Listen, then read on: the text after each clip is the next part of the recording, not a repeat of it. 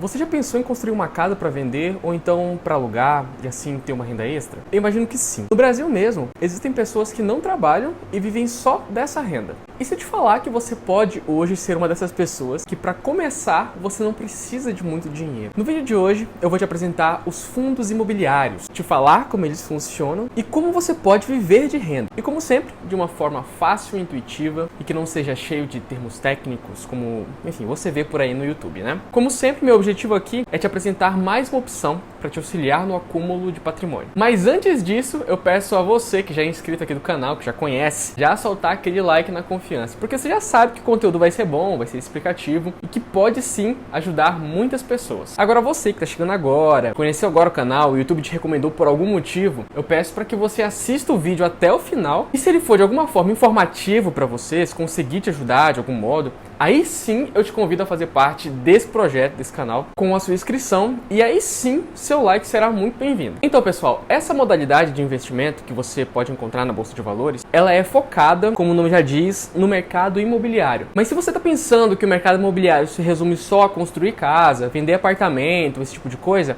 você está muito enganado. O mercado imobiliário, ele é muito amplo, né? Poxa, você tem prédios, tem shoppings, tem condomínios, tem galpões. Então, quando você chega numa grande cidade e vê todos esses empreendimentos, às vezes a gente não tem noção e não para pensar que eles têm sim um dono. E geralmente esses donos não são um único dono, né? Geralmente o dono desses prédios, desses shoppings ou dessa rede de shoppings são fundos de investimento que são formados por uma equipe, né? Um gestor, esse gestor tem uma equipe, ou então um grupo de investidores e esse grupo vai fazer o negócio acontecer. Eu vou tomar como exemplo aqui shopping centers. Eu acredito que seja a forma mais fácil para a maior parte das pessoas entender o que eu estou falando. O shopping ele existe hoje aí na sua cidade, salvo engano, algumas cidades do país, do interior do país principalmente. O shopping ele faz parte de uma rede de shoppings, né? Onde o responsável por essa rede ou o dono dessa rede de shoppings geralmente ele é um fundo de investimento, que é quem de fato criou a marca do shopping, construiu aquela marca, desenvolveu. Ele criou um negócio onde o produto deles é o quê? Olha, lojista, eu consigo te oferecer uma sala aqui no meu prédio, e esse prédio tem toda a infraestrutura para você receber os seus clientes, tem ar-condicionado, tem um porcelanato bonito aqui, tem uma boa iluminação, uma arquitetura bonita, né, aconchegante, tem um estacionamento aqui, e eu consigo te oferecer essa imagem de uma coisa mais glamurosa, mais chique, mais atrativa para que você possa ter mais facilidade para vender o teu produto. E em troca disso, você me paga um aluguel mensal para ficar aqui na sala. Então a receita ou lucro que o shopping tem é basicamente a venda de salas, né? Em alguns casos também temos o lucro aí do estacionamento. Esse lucro, conforme as salas vão enchendo, né, conforme as empresas, empresa de cinema vai pagando pelo espaço e tudo mais, esse dinheiro vai diretamente para a conta do fundo que gerencia o shopping, né? Então o investimento em fundos imobiliários faz com que você consiga também ter participação nesses lucros. Dentro da Bolsa de Valores, você consegue comprar o que nós chamamos de cota, que assim como as ações, também representam uma parte daquele fundo. Então, literalmente, a partir do momento que você compra uma cota do fundo, você tem direito a receber esses lucros. Se você quiser ver o vídeo de ações, eu vou deixar fixado aqui no card, para você ter um know-how aí, mais ou menos, como é que funciona, tirar as dúvidas, aquela coisa toda. Lá vou estar te explicando não só isso, mas outras dúvidas que possam vir a surgir. A grande vantagem do investimento em fundo imobiliário é que você não precisa fazer um financiamento para construir uma casa, por exemplo. Muitas vezes colocando em xeque o teu nome, né, em caso de inadimplência em pagar o financiamento. Ou então a tua paciência para mexer com obra, ou mexer com as pessoas, pedreiro, material, coisa sendo feita do jeito errado, ter que refazer. Temos também a questão da manutenção do imóvel, como uma reforma, por exemplo, uma goteira, ou então uma infiltração, algo que não foi tão bem feito na fase de construção. Vai colocar em xeque também o quê? A tua tranquilidade, porque depois de passar por tudo isso, você ainda vai precisar lidar com o inquilino, que pode ser uma boa pessoa, uma pessoa ruim, pode estragar o teu imóvel, te tratar de uma forma não tão legal assim. Isso, lógico, para casos em que você for alugar o imóvel, tá? Para isso, ainda tem a questão de encontrar alguém para alugar o imóvel, né? Porque sim, se o imóvel ficar sem alugar, você vai ficar sem a renda, vai ficar sem a receita daquele imóvel. E ainda vai ter que pagar o financiamento que você fez lá atrás para construir. Muitas pessoas fazem isso, né? Acreditam ser uma forma mais segura de fazer as coisas, porque é a forma que aprenderam a fazer, a forma mais prática. Mas você concorda comigo que para você mexer com isso, de dois uma, ou você precisa ter um dinheiro, né, já guardado, acumular um dinheiro, ou você precisa se comprometer de alguma forma, né, o teu nome, com um financiamento ou um empréstimo para ter esse dinheiro. E com o fundo imobiliário você não passa por nada disso. E ainda pode começar com R$10. É pouco. É muito pouco. E ele ainda é um investimento totalmente acessível, que tem bastante liquidez. Se você não sabe o que é liquidez, novamente tem um vídeo aqui explicando o que é liquidez. Mas voltando aqui, como um shopping, por exemplo, que vende as salas para alugar, nós temos os fundos que são donos de shoppings, são donos de galpões logísticos, que alugam esses galpões para grandes varejistas, como a Amazon, por exemplo, Submarino, indústrias de alimento, dentre outros. Temos os fundos que são donos de lajes corporativas, que são aqueles prédios bonitos que a gente vê nas grandes cidades. Eles alugam o andar inteiro, ou então apenas algumas salas, mas de qualquer forma eles alugam também. Vocês podem fazer parte desses empreendimentos. Mas lógico, esse investimento de R$10, por exemplo, você vai ter uma parte proporcional a R$10, né? Se você pegar, por exemplo, um prédio que vale milhões e milhões de reais e você entrar somente com R$10 aqui, você vai ter uma parte proporcional a esses aluguéis. Às vezes esses R$10 vai dar somente alguns centavos. Então você tem que ter uma proporcionalidade. O que eu estou tentando falar aqui para vocês é, mesmo com pouco dinheiro, você consegue entrar no negócio. Você não precisa se endividar, você não precisa entrar em contato com o banco, você não precisa de muita burocracia, você apenas precisa ir lá na Bolsa de Valores e comprar bons ativos. Existem fundos com o valor da cota dele, né, a R$10, que é uma parte daquele empreendimento, e existem fundos de valor maior, que o valor da cota é, sei lá, R$100, ultrapassa os R$100. Então você precisa avaliar o que a gente tem no mercado, que a gente tem disponível hoje na bolsa, e comprar da forma que você achar melhor, né? Da forma que, primeiro, caber no seu bolso, e de forma que aquele fundo tenha bons ativos, que consigam ter bons ativos. Outra coisa interessante também, quando você constrói algo para alugar, você precisa pagar o imposto de renda sobre aquele aluguel que você recebe. Vamos supor que você construa uma casa e essa casa você consiga alugar todos os meses. No final do período de um ano, você precisa pegar todos esses valores, né? Passar para o teu contador, então se você mesmo faz o teu imposto de renda, e com base naquele valor que foi arrecadado durante o ano, você precisa fornecer uma porcentagem de imposto de renda para o governo e pagar essa taxa, tá bom? Aos fundos imobiliários, gente, isso não existe. Isso significa que os proventos que vão caindo na tua conta todos os meses, eles já são isentos de imposto de renda. Isso porque a gestão responsável pela administração do fundo já paga isso para você antes de depositar na tua conta. Aliás, essa gestão não é responsável só por isso. Ela é responsável por lidar com os inquilinos, por exemplo, através da parte administrativa, né? Gerir a parte de cobrança, fazer a manutenção dos prédios, além, é claro, de negociar a venda de prédios ou a possível aquisição de novos prédios, novos ativos. E dessa forma o fundo consegue ir crescendo cada vez mais. E esse crescimento, como você já pode ter imaginado, vai refletir diretamente na valorização das cotas que você já possui. Afinal, como cotista, você também faz parte do fundo. Então, além das mensalidades que caem para você na sua conta, você também pode ganhar na valorização daquilo que você já comprou. Então, assim, depois de todo esse trabalho, né, que a administração do fundo tem, que o próprio fundo tem, que o gestor tem, das decisões que ele vai tomar e tudo mais, esse fundo ele vai te cobrar uma taxa para gerir o fundo. E esse percentual de cobrança que o fundo faz, ele pode chegar até 1% ao ano. Só lá no final do ano já vai ser descontado direto da sua conta, na corretora mesmo. Então, assim, no final do ano, esse aqui é um detalhe que serve para tudo, tá? Para todos os investimentos, apenas um parêntese aqui. No final do ano é sempre interessante que você tenha, sei lá, pelo menos uns R$100 na conta, porque ele vai ser descontado automaticamente, tá? A taxa de fundos imobiliários vai ser descontada. Vai ter uma taxa do próprio Tesouro Direto que vai ser descontado. Então, assim, se você não tiver, provavelmente você vai ficar inadimplente lá na sua conta do banco. Ao passar do ano, né, tipo, sei lá, em dezembro, dia 15 de dezembro até 15 de janeiro, você não tiver nada na sua conta, provavelmente você vai ficar devendo para sua corretora ou então para o seu banco. Seu saldo ali vai ficar negativo. Então é interessante que você tenha sempre um dinheirinho guardado por lá. Então essa taxa vai sim ser repassada às pessoas que trabalham no fundo. Tem uma equipe, essa equipe tem um custo e esse custo ele é pago pelos acionistas, pelas pessoas que fazem parte daquele fundo, que são donos daquele fundo, que precisam pagar, né? O pessoal que precisa trabalhar lá também. Tudo isso que eu falei para vocês é um dos tipos de fundo imobiliário, o que a gente chama de fundo de tijolo, que tem esse nome para dizer que se tratam de fundos com ativos físicos. O que isso quer dizer? poxa, prédios, shoppings, coisas palpáveis, tá? Tudo isso pode ser considerado fundo de tijolo. Mas existem ainda outros tipos de fundos imobiliários que podem ser encontrados dentro da Bolsa de Valores. Existem, por exemplo, os fundos chamados de fundos de papel ou fundos de recebíveis imobiliários.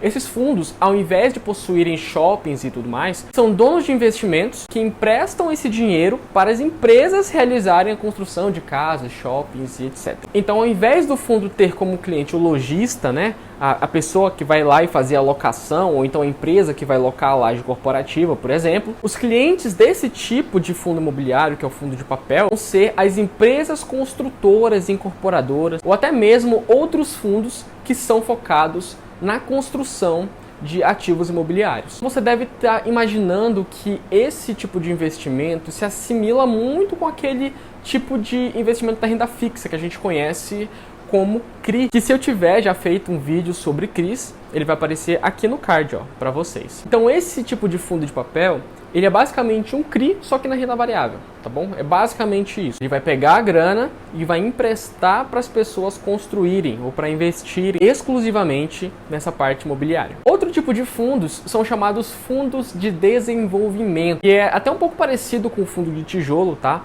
Mas ao invés de focar na renda mensal ou no aluguel, ele se dá no momento em que um fundo se interessa por algum tipo de ativo já em desenvolvimento. Então assim, por exemplo, para facilitar, tá? O fundo, ele não vai ter o trabalho de pensar no projeto, pensar na viabilidade daquele projeto, pensar na localização. Ele vai se interessar exclusivamente em um projeto já pronto, já em andamento, já em desenvolvimento, e ele vai simplesmente entrar na participação daquele projeto. Ele vai focar em ter o lucro da venda daquele imóvel, por exemplo. E esse projeto, ele precisa estar sendo feito exclusivamente, tá, no objetivo de venda. Ele pega uma coisa já em desenvolvimento, já em construção, com o objetivo de venda, entra lá e fala assim, ó, eu tenho dinheiro aqui para te emprestar, você pega essa grana, só que no final, né, lá no final, quando você for vender, eu quero ter uma participação e essa participação eu vou distribuir para as pessoas que são os cotistas, que no caso vai ser você, caso você se interesse por fundos de desenvolvimento. Dessa forma, a distribuição de dividendos não é uma fonte de receita atípica para esses fundos. Muito provavelmente você não vai ter o dinheiro pingando na sua conta todo mês, como acontece, por exemplo, nos fundos de tijolos, né? Nos fundos de recebíveis imobiliários, que eu já expliquei lá atrás. Quando você comprar,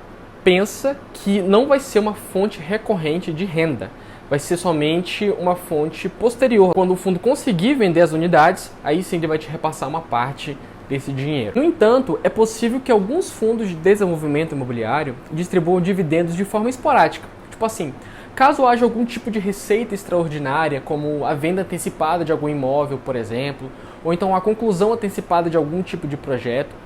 Mas assim, em geral, essa distribuição de lucros e a rentabilidade desses fundos está associada diretamente à valorização dos imóveis e à venda dos empreendimentos, e não à distribuição regular de proventos. Esses são fundos específicos que focam somente em um ou em outra modalidade. Mas existe a possibilidade sim de um fundo se interessar por diversificar e investir em várias modalidades ao mesmo tempo. Esses são chamados de fundos híbridos, que tem essa vantagem da diversificação, podendo ter duas ou mais categorias de investimento. Ou seja, ele pode ter um fundo de tijolo, pode ter um fundo de recebíveis imobiliários e também pode ter um fundo aí de desenvolvimento, tudo no mesmo ativo. Você compra uma única cota e você tem tudo isso junto. Esse é um exemplo de um fundo híbrido. Então você imagina os três tipos de fundos imobiliários que eu citei para vocês, tudo junto em um único ativo, vai ser um fundo híbrido. E desse fundo híbrido, você imagina que tem vários fundos híbridos aqui, 3 fundos híbridos. Você pode juntar esses 3 fundos híbridos e formar um fundo de fundos, que ao invés de focar no ativo em si, do que está lá na ponta, né, o prédio, um projeto em desenvolvimento, ele vai focar em fundos já prontos, que já fazem essa administração em conjunto. Então, ao invés do fundo de desenvolvimento, que pega o projeto em desenvolvimento para investir, o fundo de fundos pega um fundo inteiro pronto, com toda a estrutura para você investir. Daí, se ainda não surgiu essa dúvida, tá, na cabeça de vocês, eu vou explicar antes que ela surja. Vamos lá. Ian, se você investir em um fundo de fundos, você paga a taxa de administração do fundo 2 vezes, por exemplo, a taxa do fundo de fundos e a taxa do fundo que ele está investindo? Sim, você paga 2 vezes essa taxa.